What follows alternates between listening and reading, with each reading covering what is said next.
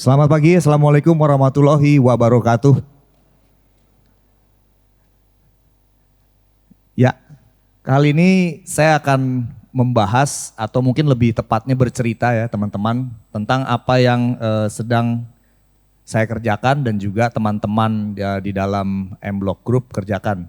Jadi kami di M-Block Group ya merupakan sebuah kumpulan gitu ya dari para penggerak industri kreatif ya berbagai bidang. Ada yang dari musik ya, ada yang dari media, ada yang dari film, ada yang dari arsitektur, ada juga yang berasal dari background finance and business. Kami membentuk M-Block Space di tahun 2019 atas dasar sebuah situasi yang cukup memprihatinkan pada waktu itu bahwa di Jakarta itu masih sangat kurang ruang-ruang kreatif untuk warga, untuk masyarakat, anak-anak muda melakukan kegiatan. Lebih banyak mall dibandingkan ruang kreatif. Nah itu kemudian menjadi salah satu concern menciptakan ruang-ruang kreatif seperti M-Block Space dan ternyata mendapat sambutan hangat. Kemudian kami replikasi di beberapa kota yang ada di Indonesia. Nah salah satu proyek yang sedang kami tangani salah satunya adalah Lokananta. Ini adalah satu subjek ataupun satu objek yang sangat-sangat menarik karena sebenarnya Lokananta ini justru menjadi proyek yang kita tangani awalnya di tahun 2018 namun kemudian terhenti karena situasi Pilpres pada waktu itu dan di tengah-tengah kami hendak menggarap Lokananta masuklah tawaran dari Peruri untuk membuat M-Block Space tersebut. Nah mungkin saya akan cerita dulu bagaimana Lokananta ini berawal. Jadi teman-teman, Lokananta ini adalah sebuah proyek ya dari presiden pertama kita, Bung Karno, sebagai sebuah negara yang baru merdeka waktu itu 10 sampai 11 tahun ya, karena Lokananta dibentuk 29 Oktober 1956. Beliau ingin bagaimana nation and character building dari sebuah negara yang baru lepas dari kolonialisme ini bisa dengan segera terbentuk. Karena seperti kita ketahui semua, Indonesia itu adalah sebuah gagasan. Indonesia adalah sebuah ide. Kita nggak akan pernah menemukan ada suku bangsa bernama Indonesia gitu ya. Nah, salah satu yang paling efektif sudah tercipta melalui Sumpah Pemuda gitu ya. Bagaimana bahasa Indonesia mempersatukan negara ini dari Sabang sampai Merauke. Tapi ada satu cara lagi yang menurut Bung Karno sangat efektif adalah melalui musik gitu ya. Lokananta awalnya bukan bernama Lokananta, tapi dia mempunyai nama Indra Fox. Indra dari Indonesia Raya, Fox itu dari suara, jadi Suara Indonesia Raya. Tujuannya dibentuk Indra Fox ini adalah sebagai content provider untuk materi siaran radio Republik Indonesia. Jadi Lokananta memang digagas oleh para angkasawan dari radio Republik Indonesia yang berdomisili di Solo. Nah, menurut Bung Karno, nama Indra Fox masih ke barat-baratan. Dia tidak suka dengan nama itu dan akhirnya minta kepada R. Maladi atau Raden Maladi selaku dia juga waktu itu adalah sekjen dari Radio Republik Indonesia untuk mencarikan nama yang lain. Dipilihlah oleh R. Maladi ini nama Lokananta yang artinya adalah gamelan dari kahyangan yang bisa berbunyi sendiri tanpa dipukul. Nah, R. Maladi sendiri juga merupakan salah satu tokoh yang sangat penting gak hanya dalam pergerakan musik ya, karena beliau memulai karirnya sebagai seorang kiper tim nasional PSSI di tahun 38. Pada perjalanannya beliau masuk menjadi angkasawan di RRI dan sempat juga menjadi Menpora yang menggagas Asian Games 1962 dan tentunya salah satu legasinya adalah Lokananta. Nah, Lokananta itu bermula dari sebuah pabrik piringan hitam. Ini adalah pabrik piringan hitam pertama di Indonesia dan dimiliki oleh negara. Tujuannya simpel waktu itu karena ada 29 stasiun radio di seluruh Indonesia. Kebutuhan akan materi siaran dari RRI sangat krusial. Dan untuk menyeragamkan informasi dan juga komunikasi serta propaganda ya dari sebuah negara yang baru merdeka, diciptakanlah seluruh piringan hitam ini. Jadi koleksi-koleksi awalnya Lokananta itu justru tidak dijual, tapi memang didistribusikan untuk ke radio-radio yang ada di seluruh Indonesia tersebut. Jadi mulai dari yang teman-teman dengar koleksi paling berharganya adalah pembacaan proklamasi tahun 1945. Ternyata itu bukan direkam pada saat itu, tapi direkam pada tahun 1951 atas permintaan dari Yusuf Ronodipuro selaku Direktur RRI Jakarta pada saat itu. Bung Karno awalnya menolak gitu ya, masa proklamasi dibacain 2 kali, nggak ada, ini sakral gitu. Tapi disergah bahwa kalau ini tidak direkam, di masa depan nggak akan ada yang tahu seperti apa naskah proklamasi, seperti apa bunyi proklamasi. Akhirnya tahun 51 Bung Karno merekam proklamasi tersebut di stasiun RRI Jakarta dan kemudian master rekamannya dibawa ke Lokananta untuk digandakan dan disebarluaskan. Next. Nah, pada tahun 1961 Lokananta baru diperbolehkan oleh pemerintah untuk mulai merilis album-album musik ya, tradisi maupun hiburan untuk diperjualkan secara komersial ke masyarakat. Jadi tidak hanya menyuplai materi siaran dari RRI. Bahkan pada perjalanannya kemudian Lokananta lepas dari RRI menjadi sebuah perusahaan yang berdiri sendiri dan kemudian melahirkan para legenda musik Indonesia yang kita lihat di depan ini. Ada yang tahu ini? Ini? Ini? Isyana Saraswati. Ya, jadi ini adalah 4 orang musisi terbesar yang pernah dibesarkan oleh Lokananta. Masih ada lagi ya, ada Sam Saimun di situ ya. Kemudian ada Aneka Nada. Orkes Aneka Nada ini yang kemudian membentuk Bimbo pada kemudian hari. Jadi mereka adalah musisi-musisi yang 3 orang di antara ini adalah peserta bintang radio RRI. Jadi kalau zaman sekarang tuh Indonesian Idol gitu ya. Nah ini jebolan ini, kalau Pak Gesang sendiri dia memang pencipta lagu dan lagunya Bengawan Solo, hits terbesarnya merupakan hits panjang masanya Lokananta sampai saat ini yang sangat populer juga di Jepang di masa pendudukan Jepang pada waktu itu. Nah, Lokananta sendiri sebagai sebuah perusahaan milik negara ternyata sangat adapt dengan teknologi rekaman yang paling canggih pada saat itu. Jadi di tahun 80-an studio rekaman yang kita lihat ini, studio rekaman Lokananta merupakan salah satu studio rekaman yang paling canggih di Asia.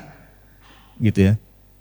Luasnya 375 meter persegi dan sistem kedap suaranya yang terbaik yang didapatkan di Indonesia pada saat itu. Kalau teman-teman lihat mixer ini, mixer Trident ini cuma ada 5 kabarnya ya, cuma ada 5 di dunia dan di antara Indonesia ada di Abbey Road di London di studio. Jadi ini studio yang diresmikan oleh Menteri Penerangan Harmoko pada waktu itu tahun 85 karena memang saat itu Lokananta berada di bawah di bawah Departemen Penerangan. Masa kemasan Lokananta sendiri terjadi dari tahun 61 itu sampai ke tahun 80-an pertengahan, teman-teman. Karena ketika memasuki era dekade 80-an, Lokananta mengalami masa-masa krisis. Pada saat itu di Indonesia terjadi pembajakan musik ya, pembajakan kaset yang sangat merajalela dan itu sangat berdampak pada penjualan rekaman di Lokananta. Dan ini mulai menjadi alarm buat Lokananta sendiri pada perjalanannya kemudian. Gong kematiannya justru terjadi ketika pasca reformasi, Presiden Abdurrahman Wahid membubarkan Departemen Penerangan Republik Indonesia.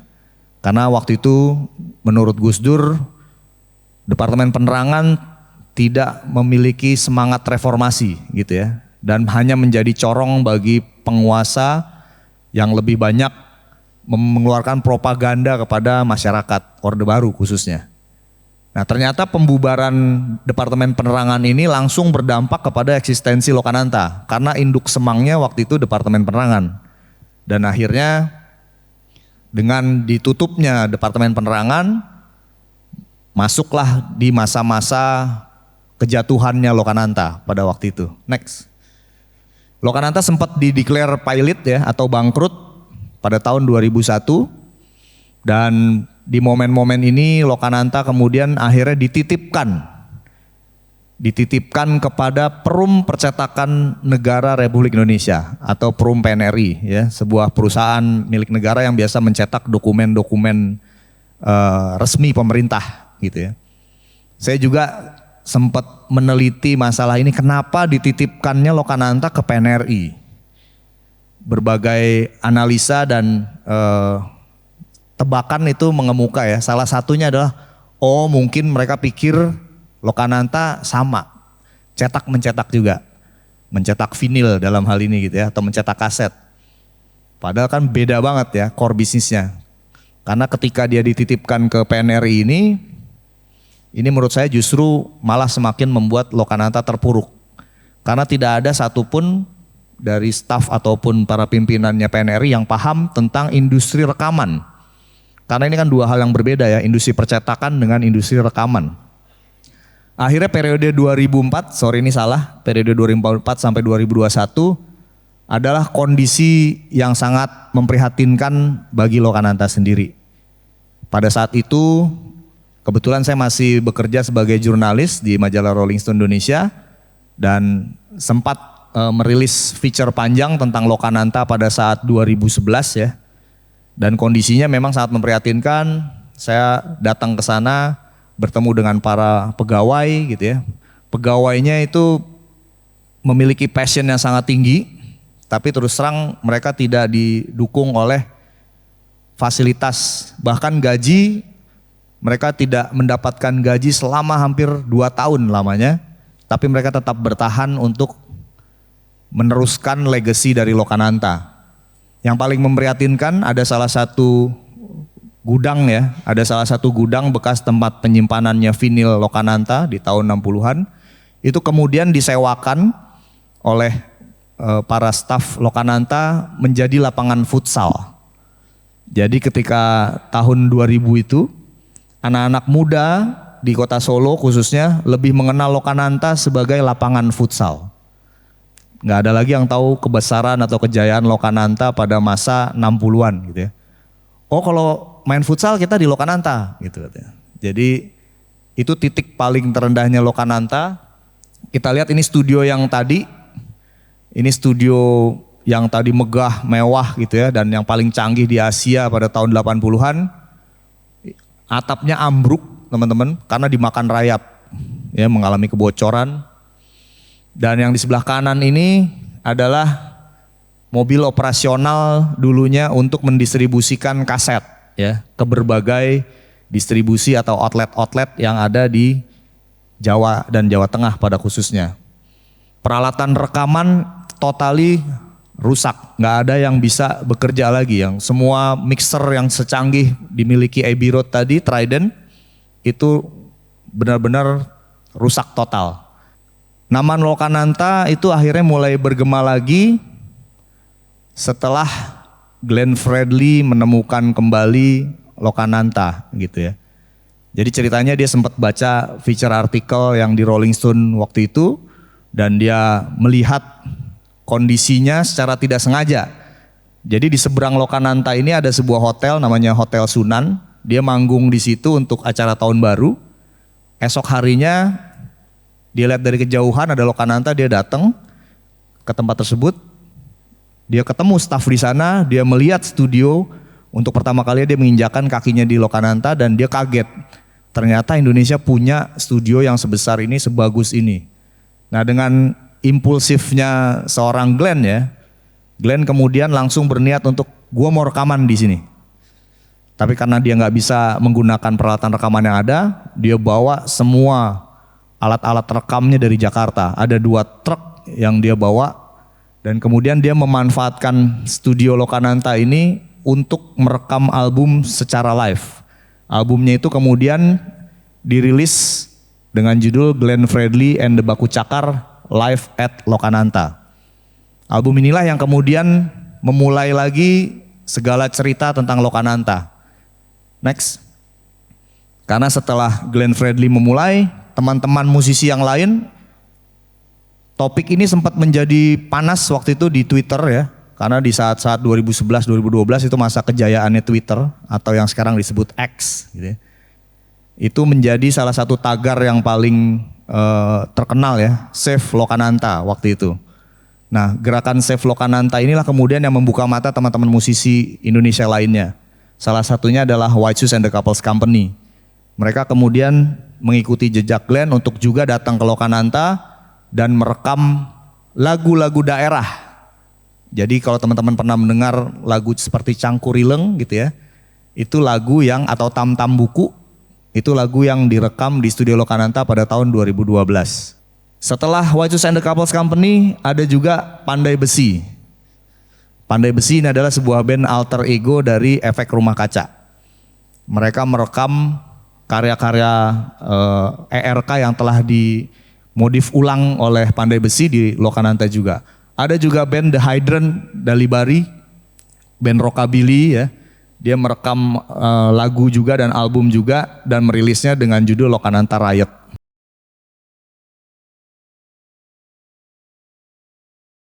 Ada Iksan Scooter. Banyak musisi-musisi Indonesia yang bernama besar kembali ke Lokananta merekam karya mereka. Aspirasi ini akhirnya mulai didengar oleh pemangku kekuasaan gitu ya. Dan karena Lokananta itu menjadi asetnya dari BUMN, akhirnya Lokananta di tahun 2021 atas inisiatif Menteri BUMN dilakukan revitalisasi. Revitalisasi Lokananta itu terjadi dari mulai 2022 sampai Juni 2023. Nah, kalau gedung yang aslinya ini yang ini ya, gedung heritage dari Lokananta. Kalau tribun ini dan juga gedung yang di depan ini adalah gedung baru. Kalau yang studio Lokananta ini ada di belakangnya. Ini adalah area venue untuk kegiatan-kegiatan outdoor yang diadakan di Lokananta. Nah, revitalisasi Lokananta ini dikomandani oleh arsiteknya Bapak Andra Matin dan juga kontraktornya dari PP Urban gitu ya. Menelan biaya 50 miliar rupiah dan tujuannya kemudian dibuat sebagai bagaimana akhirnya sebuah pabrik piringan hitam ini bisa memiliki konteks yang sejalan dengan perkembangan zaman, bisa relevan dengan generasi sekarang. Pihak plannernya kemudian mengadopsi apa yang terjadi di M Block Space. Kami sendiri waktu itu belum mendapatkan proyek ini gitu ya. Namun kemudian dengan modeling dari M Block Space, nah kalau yang teman-teman lihat ini adalah bekas gudang peruri ya. Dulu di sini di tempat ini ya, gudang ini dicetak rupiah selama lebih dari 50 tahun. Namun kemudian gudang ini selama 25 tahun lebih terbengkalai dan lebih dikenal sebagai rumah hantu. Jadi kalau kita lewat di depan Kejaksaan Agung itu dulu agak malas turun di situ. Nah, ketika kemudian kami berhasil menyulap gedung tersebut menjadi sebuah ruang kreatif, modeling dari Lokananta akhirnya dibuat seperti ini. Kami kemudian ikut tender untuk bisa mengelola Lokananta dan akhirnya dipilih menjadi pemenangnya untuk mengelola selama 10 tahun ke depan. Nah, setelah pasca revitalisasi, pada tanggal 3 Juni 2023 kemarin Lokananta dibuka kembali untuk umum dan beberapa stakeholders musik juga diundang ya, mulai dari levelnya Titiek Puspa, Waljina gitu ya, God Bless, Andin gitu ya, David Bayu dan band-band zaman sekarang juga hadir dan meramaikan acara pembukaannya di Festival Lokananta. Ini penampakan dari Lokananta sekarang ini, teman-teman. Mobil yang tadi operasional sudah berhasil diremajakan gitu ya, sudah berhasil divandalisme oleh teman-teman dari Grafis Nusantara, dan bentuk dalam dari area galeri Lokananta ini juga berubah. Jadi saat ini Lokananta mendasarkan bisnisnya tidak hanya dari rekaman atau dari penjualan album, tapi bergerak ke berbagai bidang dalam hal penyewaan ruang gitu ya, atau venue, event space. Ada juga museum di situ. Jadi kalau teman-teman datang ke Lokananta, teman-teman bisa masuk ke area di pintu utamanya ini. Nanti akan ada 2 pameran di situ. Ada pameran yang permanen dan ada pameran temporer. Nah, ini pameran yang permanen yang menampilkan dokumen, artefak, koleksi dari perjalanan Lokananta tahun 56 sampai kejatuhannya di tahun 2004 gitu ya. Nah, ini area museumnya juga, di mana di ruang ini ditampilkan koleksi-koleksi terpilih yang terbaik dari Lokananta. Nah, ini juga ada pameran temporer di situ. Nah, ini di ruang terbukanya yang bisa memuat 3.000 orang penonton, itu rutin diadakan konser-konser musik. Dengan yang paling pertama kemarin Festival Lokananta, ada 22 artis musisi kekinian yang tampil di acara ini pada waktu itu dengan 2 panggung. Ini namanya area Taman Lingkar. Next. Selain digunakan untuk acara musik, Lokananta juga bisa digunakan untuk berbagai acara-acara yang sifatnya kreatif lainnya. Seperti yang kita lihat di sini ada pop-up market, pasar keliling gitu ya di Lokananta. Dan selain itu, kini juga ada 25 gerai UMKM di Lokananta ya, yang 85%-nya berasal dari Kota Solo dan sekitarnya. Gerai-gerai UMKM ini terkurasi karena memang seperti yang kita lihat di M Block Space, kita tidak memperbolehkan ada brand asing untuk bisa berbisnis di sini. Jadi kita memberikan tempat kepada teman-teman UMKM, F&B maupun non F&B untuk bisa berusaha di Lokananta. Dan tentunya sebagai tempat yang melestarikan tradisi, acara-acara tradisi juga tetap diselenggarakan. Ini ada acara Dharma Suta ya, acara yang digagas oleh teman-teman Dalang Muda Surakarta. Kemudian di tengahnya ada konser musik juga yang menampilkan teman-teman komunitas musisi lokal. Yang di kanan juga komunitas musik keras di Kota Solo juga mendapatkan ruang di sana. Nah, ini penampakan studio Lokananta yang tadi mau ambruk, yang baru sekarang. Jadi studio Lokananta tidak hanya digunakan untuk rekaman sekarang ini, tapi juga digunakan untuk pemutaran film, untuk showcase musik ya, untuk workshop, dan untuk berbagai kegiatan-kegiatan kreatif lainnya. Bahkan di pendoponya, di pendopo Lokananta yang ada di depan dari area studio ini, sekarang digunakan untuk komunitas yoga yang ada di Kota Solo dan sekitarnya.